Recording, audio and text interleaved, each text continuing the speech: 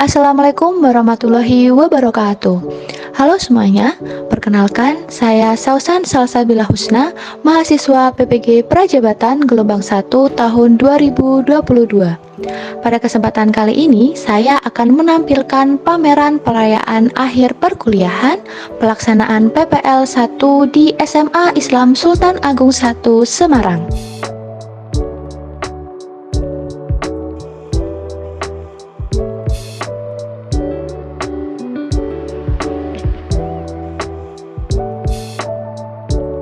Keberhasilan pencapaian tujuan pendidikan ditentukan dari proses belajar yang dialami oleh peserta didik.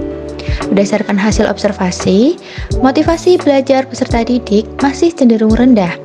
Ditemukan peserta didik yang tidak fokus dengan pembelajaran, seperti sibuk mengobrol dengan teman, bermain gawai, dan tertidur.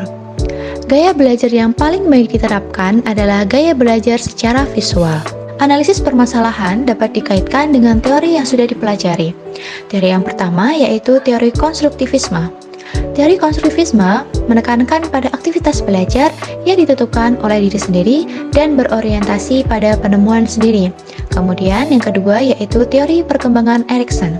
Peserta didik kelas 11 MIPA 4 termasuk ke dalam tahap Identity versus Role Confuser, yaitu pada rentang usia 12-18 tahun. Pada tahap tersebut, peserta didik mulai mengembangkan identitas dirinya yang unik namun tetap harus sesuai dengan norma masyarakat. Kemudian dapat diterapkan pembelajaran berdiferensiasi. Pembelajaran berdiferensiasi mampu membantu peserta didik mencapai hasil belajar optimal karena produk yang akan mereka hasilkan sesuai minat mereka. Dan yang terakhir yaitu penerapan model problem-based learning. Model pembelajaran problem-based learning adalah model pembelajaran yang berlandaskan pada kehidupan nyata di mana peserta didik dihadapkan pada permasalahan-permasalahan yang praktis sebagai pijakan dalam belajar. Output yang dibuat yang pertama, RPP model problem-based learning. Proses pembelajaran dilakukan dengan melaksanakan kegiatan praktikum identifikasi asam basa untuk meningkatkan keaktifan peserta didik. Output selanjutnya adalah LKPD atau lembar kerja peserta didik. Lembar kerja peserta didik berisikan tentang panduan praktikum dengan menerapkan diferensiasi konten, yaitu setiap dua kelompok memiliki jenis larutan uji yang berbeda. Output selanjutnya yaitu terdapat soal pretest atau asesmen diagnostik yang digunakan untuk mengukur pemahaman awal peserta didik, dan asesmen formatif yang digunakan untuk mengukur tingkat pemahaman peserta didik setelah melakukan proses pembelajaran. Dan output yang terakhir adalah penilaian diri yang menggunakan platform Padlet. Berikut adalah hasil karya peserta didik, yaitu pembuatan poster hasil percobaan oleh setiap kelompok. Hal yang dipelajari dari rangkaian proses pembelajaran, yang pertama, peserta didik merasa senang dan bersemangat saat mengikuti kegiatan praktikum.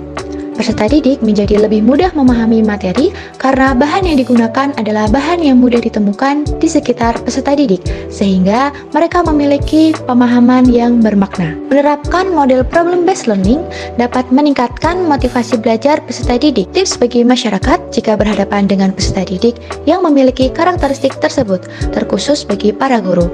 Yang pertama, guru harus memahami kebutuhan dan karakteristik peserta didik sebelum melakukan proses pembelajaran. Pembelajaran berpusat pada peserta didik diharapkan dapat diterapkan selama proses pembelajaran, sehingga peserta didik lebih aktif dan fokus dalam memahami materi pelajaran. Memberikan kebebasan bagi peserta didik untuk menampilkan hasil belajarnya disesuaikan dengan gaya belajar peserta didik, dan mengintegrasikan pembelajaran berdiferensiasi untuk meningkatkan motivasi peserta didik, karena pembelajaran dilaksanakan sesuai dengan minat peserta didik. Ucapan terima kasih saya sampaikan kepada peserta didik kelas 11 MIPA 4, rekan PPL, guru pamong, dan dosen pembimbing lapangan. Demikian pameran perayaan akhir perkuliahan saya. Terima kasih. Wassalamualaikum warahmatullahi wabarakatuh.